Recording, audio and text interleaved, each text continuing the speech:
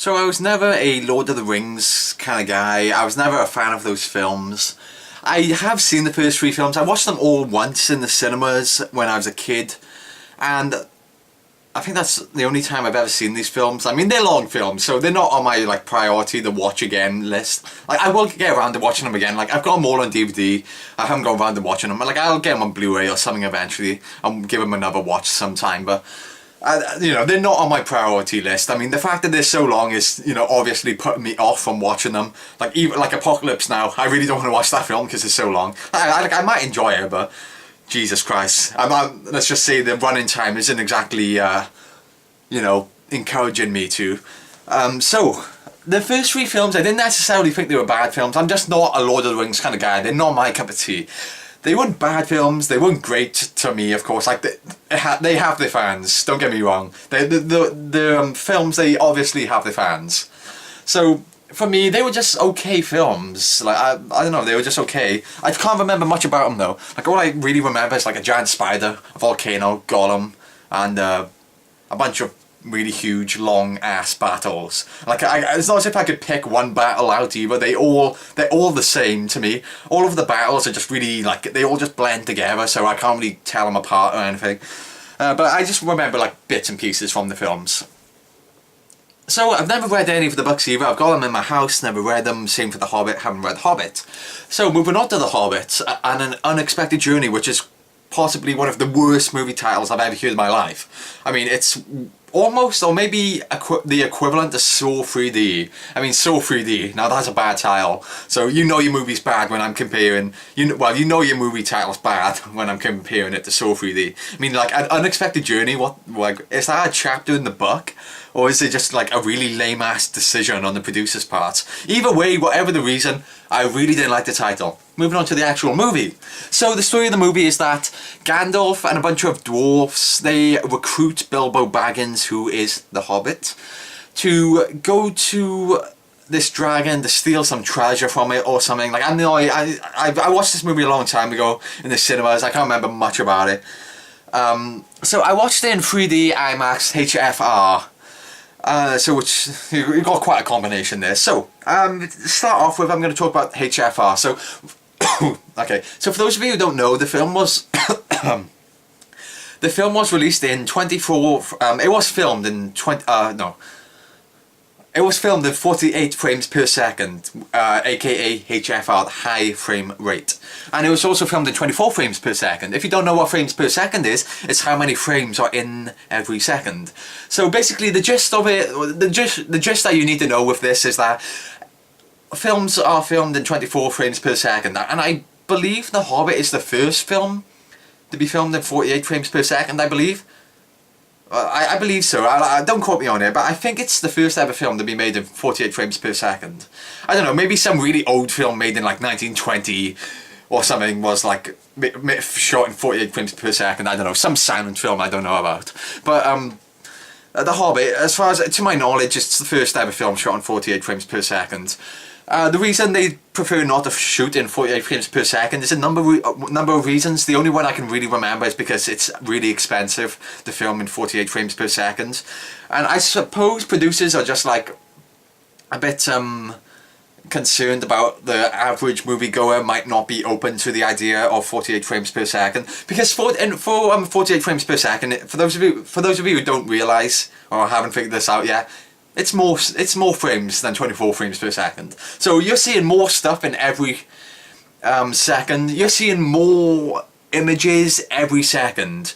As a result, it looks weird because obviously every single film ever made has been made in 24 frames per second. So as a result, it looks unnatural. And, you know, you gotta get used to it. It takes a while for you as a viewer to get used to it. You've kind of got to adapt to seeing this. So like, I'm of the opinion that it does make it look like a Benny Hill sketch. A lot of people described it like this. I do agree. The 48 frames per second makes it look like a Benny Hill sketch.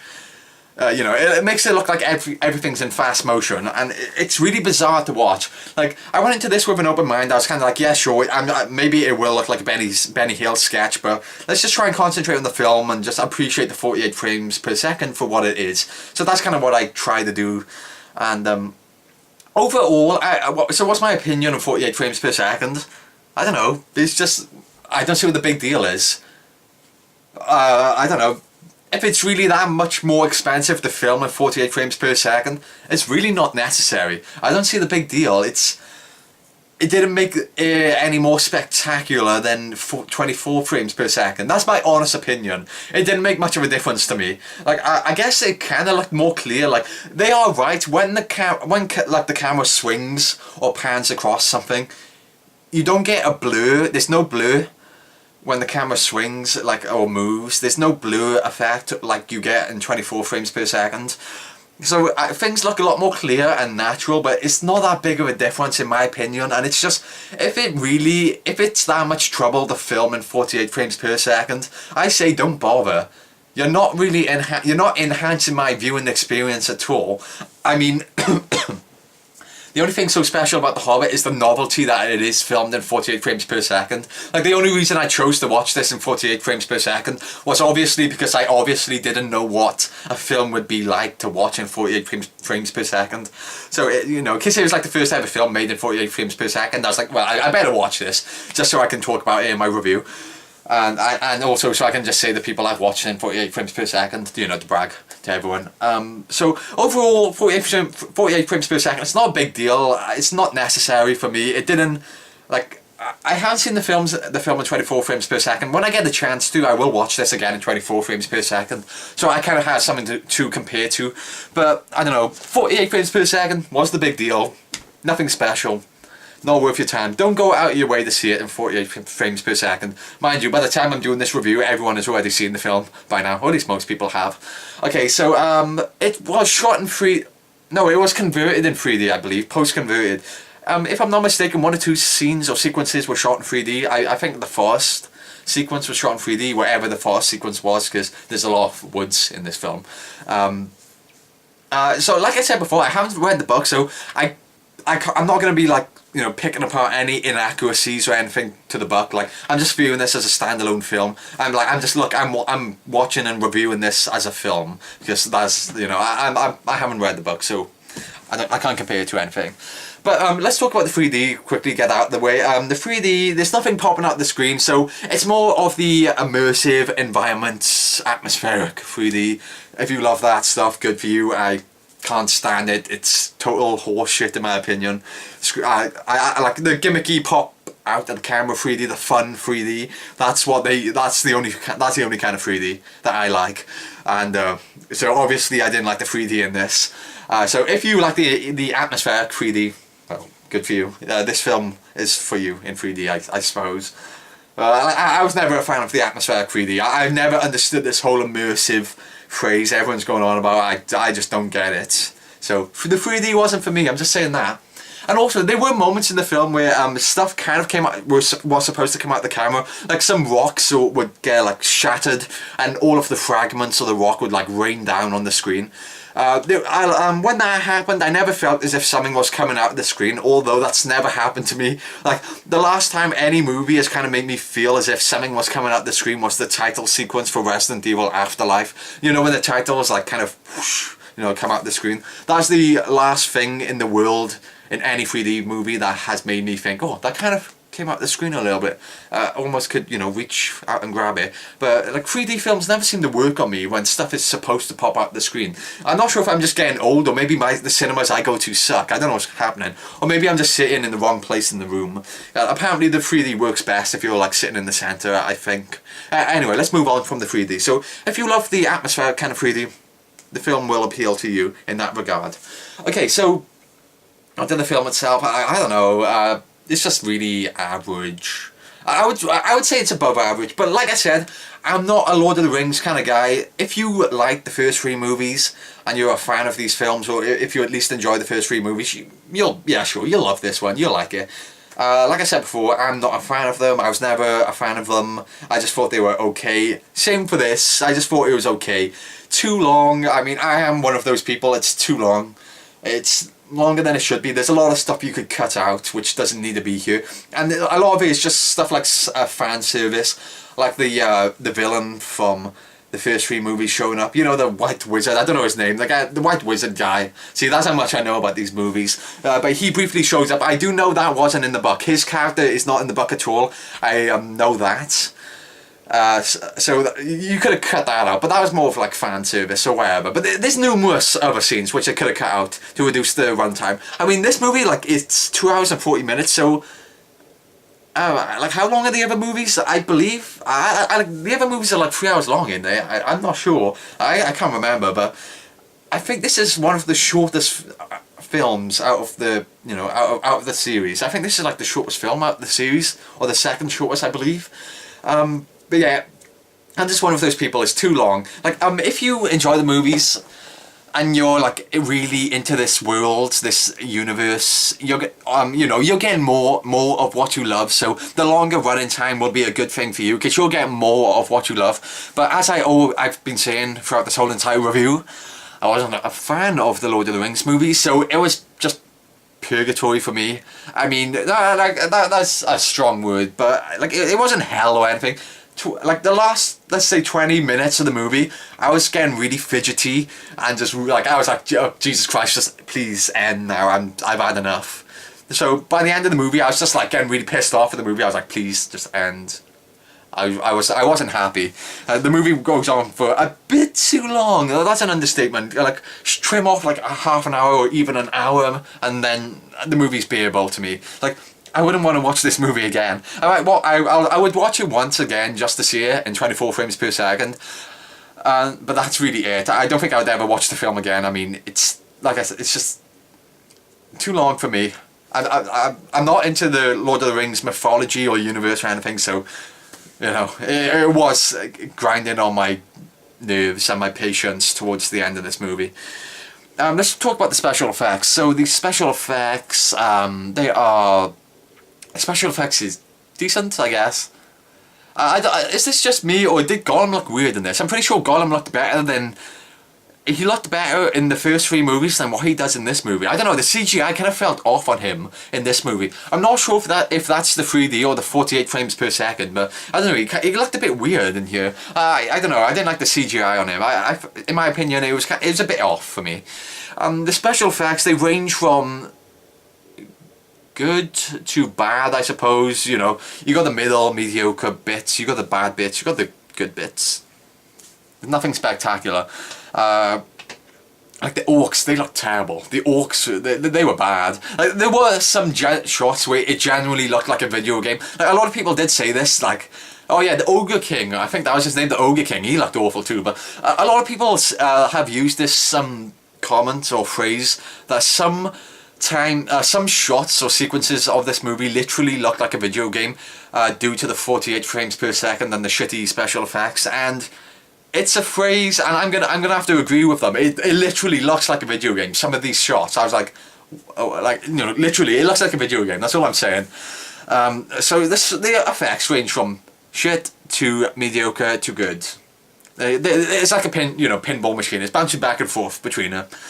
So the special effects in the first three Lord of the Rings movies were far like superior to this movie. Let's just say that.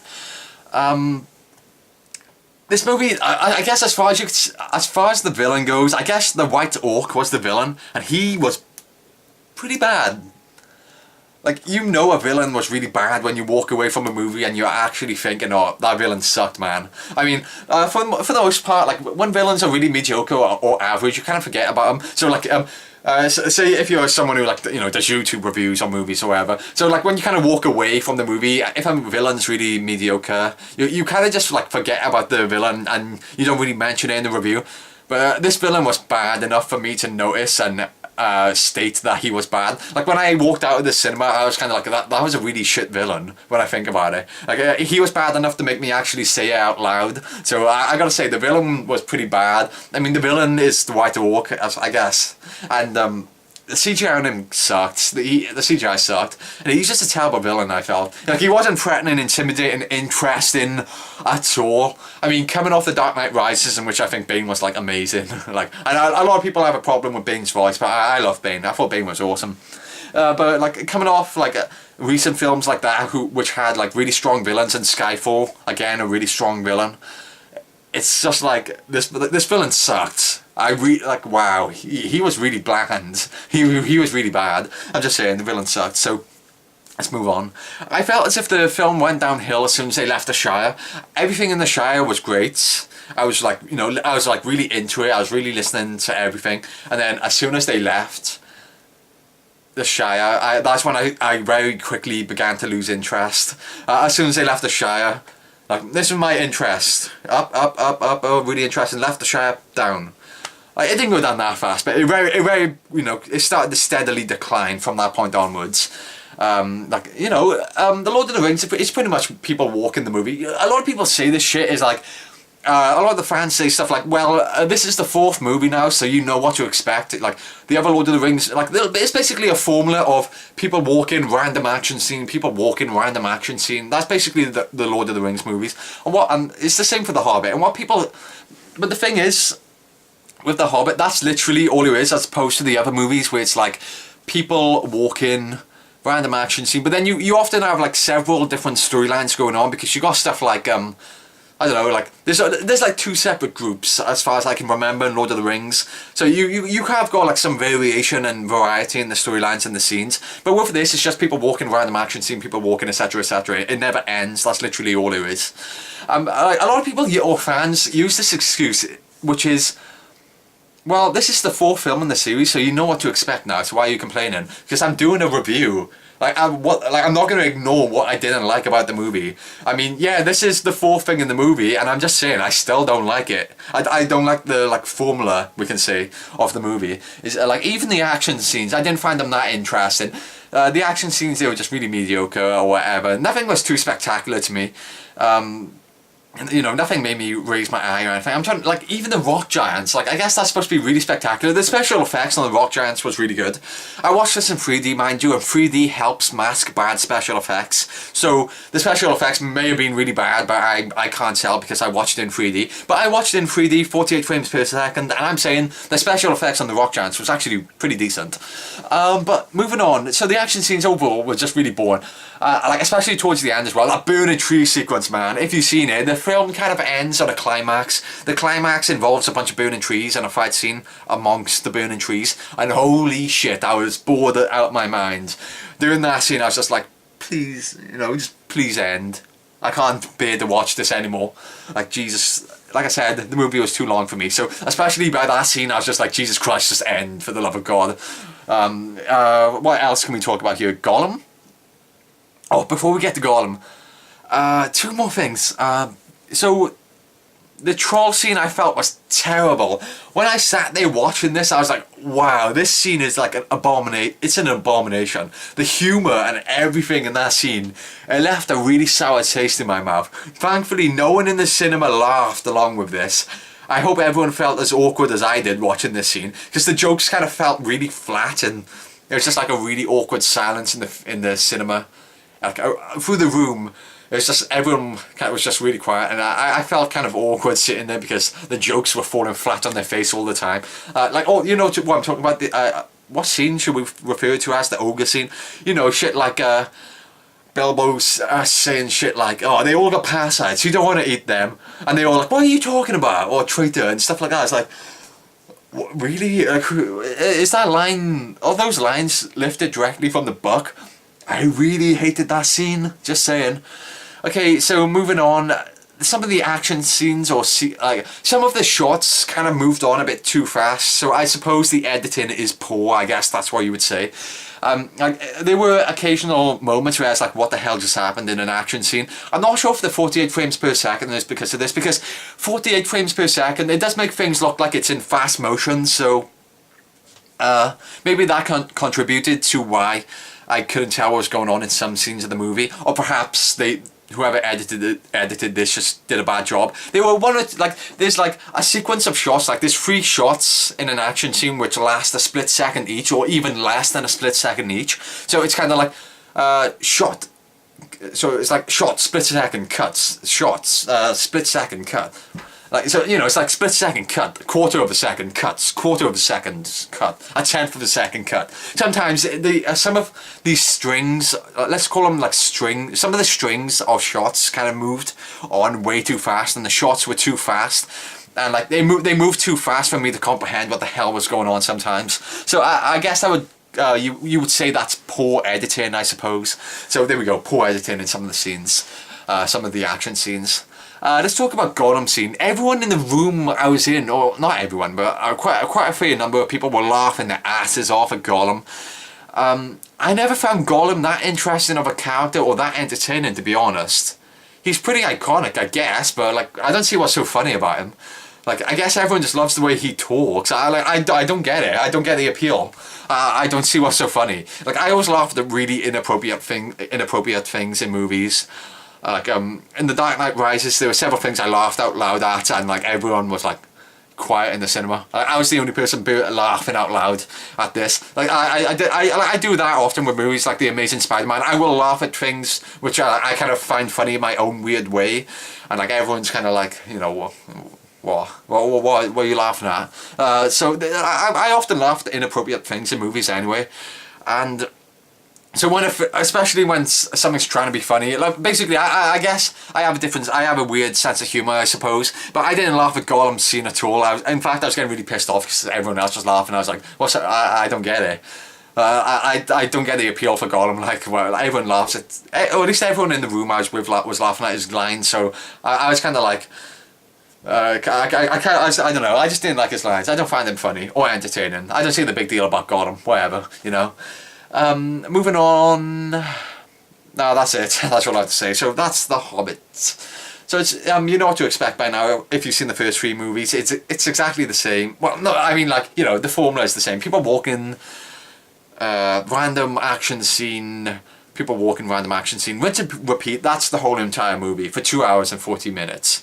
So if you think you can stand that, and you enjoy the first 3 movies, well, basically, if you enjoyed the first 3 movies, you'll love this. If you haven't seen the first 3 movies and what I described to you just then sounds appealing to you, then go ahead, enjoy it.